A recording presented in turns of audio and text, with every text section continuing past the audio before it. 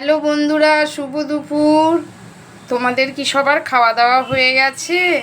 আমার এখনও হয়নি, আমি এই আসলাম অফিস থেকে।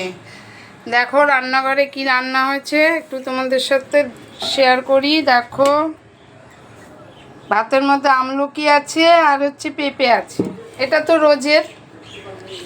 আর এটা হচ্ছে বড়া, পলতার পাতার বড়া করেছে মা, রুচি নেই তো আমার, তার জন্য।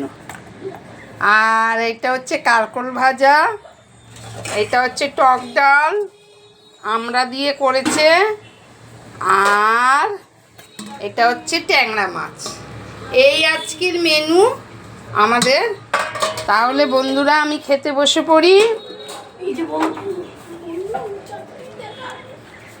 আর কালকের একটু চাটনি আছে, এই যে চাটনি, খেতে বসে পড়লাম বন্ধুরা। আজকে আমার বোন খেতে দেবে আমাকে, এখন রোজই বোনই খেতে দেয়। হ্যাঁ, টাটা।